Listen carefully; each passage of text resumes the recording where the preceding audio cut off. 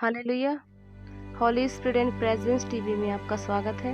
सबको जय मसीह की। आइए आज इस यूसुफ और उसके भाइयों के कहानी को सुनते हैं। उत्पत्ति 37 में लिखा है, याकूब तो कनान देश में रहता था, जहां उसका पिता परदेशी होकर रहा था। याकूब के वंश का वृत्तांत यह है, यूसुफ 17 वर्ष का होकर अपने भाइयों के संग भेड़ बकरियों को चराता था, और वह लड़का अपने पिता की पत्नी बिल्हा और जिल्फा के पुत्रों के संग रहा करता था, और उनकी बुराइयों का समाचार अपने पिता के पास पहुंचाया करता था। इज़राइल अपने सब पुत्रों से बढ़ के यूसुफ से प्रीति रखता था, क्योंकि वह उसके बुढ़ापे का पुत्र था, और उसने उसके लिए एक रंग बिरंगा अंगरखा बनवाया। परंतु जब उसके भाइयों ने देखा कि हमारा पिता हम सब भाइयों से अधिक उसी से प्रीति रखता है, तब वे उससे बैर करने लगे और उसके साथ ठीक से बात भी नहीं करते थे।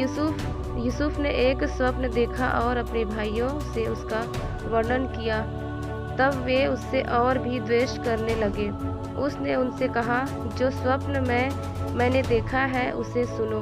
हम लोग खेत में पुले बांध रहे हैं, और क्या देखता हूँ कि मेरा पुला उठकर सीधा खड़ा हो गया। तब तुम्हारे पुलों ने मेरे पुलों को चारों तरफ से घेर लिया और उसे दंडवत किया। तब उसके भाइयों ने उससे कहा, क्या सचमुच तू हमारे ऊपर राज्य करेगा, या क्या सचमुच तू हम पर प्रभुता करेगा? इसलिए वे उसके स्वप्नों और उसकी बातों के कारण उससे और भी अधिक बैर करने लगे। फिर उसने एक और स्वप्न देखा और अपने भाइयों से उसका भी यो वर्णन किया। सुनो, मैंने एक और स्वप्न देखा है कि सूर्य और चंद्रमा और 11 तारे मुझे दंडवत कर रहे हैं। इस स्वप्न का उसने अपने पिता और अपने भाइयों से वर्णन किया। तब उसके पिता ने उसको डांट के कर कहा, यह कैसा स्वप्न है जो तूने देखा है? क्या सचमुच मैं और तेरी माता और तेरे भाई सब जाकर तेरे आगे भूमि पर गिर के तुझे दंडवत करेंगे? उसके भाई उससे डाहा करते थे। उस पर उसके पिता ने उससे उस वचन को स्मरण रखा। उसके भाई अपने पिता की भेड़ बकरियों को चराने के लिए शकेम को गए। तब इज़राइल ने यूसुफ से कहा, तेरे भाई शकेम ही में भेड़ बकरी चरा रहे होंगे, इसलिए जा, मैं तुझे उनके पास भेजता हूँ। उसने उससे कहा, जो आज्ञा, मैं हाजिर हूँ। उसने उससे कहा, जा, अपने भाइयों और भेड़ बकरियों का हाल देख के आ कि वे कुशल से हैं, तो फिर मेरे पास समाचार ले आ। अतः उसने उसको हेब्रोन की तराई में विदा कर दिया, और वह शकेम में आया। और एक मनुष्य ने उसको मैदान में इधर उधर भटकते हुए पाकर उससे पूछा, तू क्या ढूंढता है? उसने कहा, मैं अपने भाइयों को ढूंढता हूँ, कृपया मुझे बता कि वे भेड़ बकरियों को कहाँ चरा रहे हैं। उस मनुष्य ने कहा, वे यहाँ से चले गए हैं, और मैंने उनके यह कहते सुना, आओ हम दोतान को चले। इसलिए यूसुफ अपने भाइयों के पीछे चला और उन्हें दोतान में पाया। ज्यों ही उन्होंने उसे दूर से आते देखा, तो उसके निकट आने के पहले ही उसे मार डालने का षड्यंत्र रचा। और वे आपस में कहने लगे, देखो, वह स्वप्न देखने वाला आ रहा है, इसलिए आओ हम उसको घात करके किसी गड्ढे में डाल दें, और यह कह देंगे कि कोई बनैला पशु उसको खा गया। फिर हम देखेंगे कि उसके स्वप्नों का क्या फल होगा। यह सुन के रूबेन ने उसको उनके हाथों से बचाने के विचार से कहा, हम उसको प्राण से तो न मारे।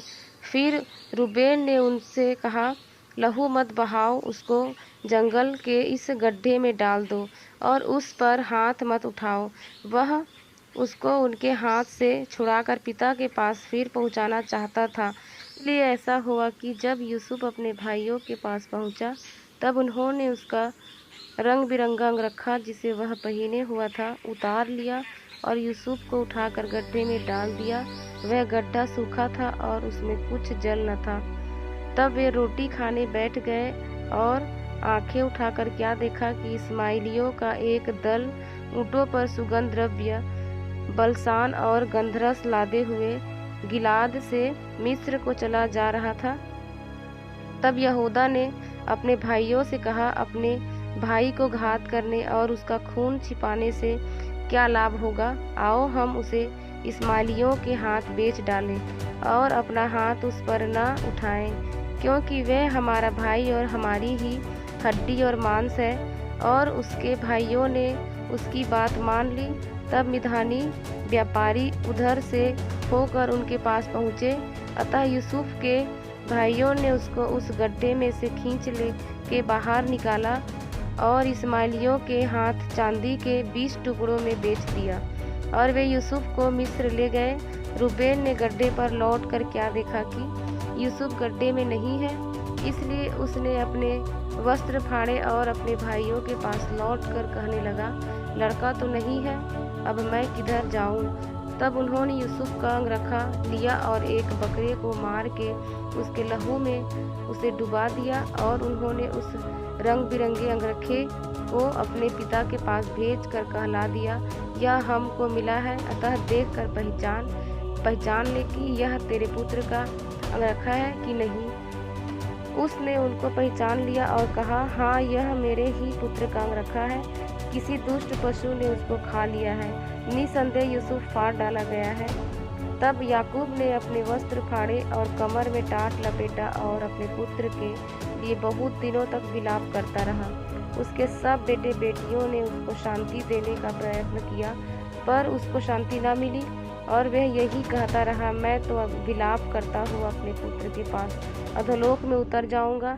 इस प्रकार उसका पिता उसके लिए रोता ही रहा। इस बीच मिद्यानियों ने यूसुफ को मिस्र में ले जाकर पोतीपर नामक फिरौन के एक हाकिम और अंगरक्षकों के प्रधान के हाथ बेच डाला।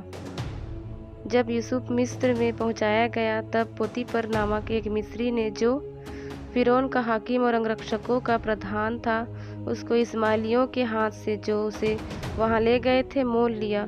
यूसुफ अपने मिस्री स्वामी के घर में रहता था और यहोवा उसके संग था, इसलिए वह भाग्यवान पुरुष हो गया। और यूसुफ के स्वामी ने देखा कि यहोवा उसके संग रहता है, और जो काम वह करता है उसको यहोवा उसके हाथ से सफल कर देता है। तब उसकी अनुग्रह की दृष्टि उस पर हुई और वह उसकी सेवा टहल करने के लिए नियुक्त किया गया। फिर उसने उसको अपने घर का अधिकारी बना के अपना सब कुछ उसके हाथ में सौंप दिया। जब से उसने उसको अपने घर का और अपनी सारी संपत्ति का अधिकारी बनाया, तब से यहोवा यूसुफ के कारण उस घर मिस्री के घर पर आशीष देने लगा, और क्या घर में क्या मैदान में उसका जो कुछ था सब पर यहोवा की आशीष होने लगी।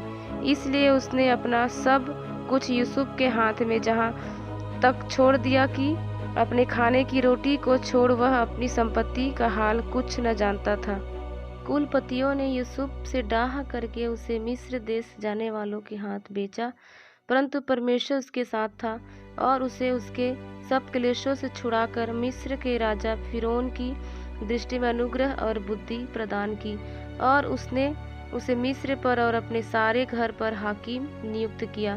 तब मिस्र और कनान के सारे देश में अकाल पड़ा, जिससे भारी क्लेश हुआ, और हमारे बाप दादों को अन्न नहीं मिलता था। परंतु याकूब ने यह सुनकर कि मिस्र में अनाज है, हमारे बाप दादों को पहली बार भेजा। दूसरी बार यूसुफ ने स्वयं को अपने भाइयों पर प्रकट किया, और यूसुफ की जाति फिरौन को मालूम हो गई।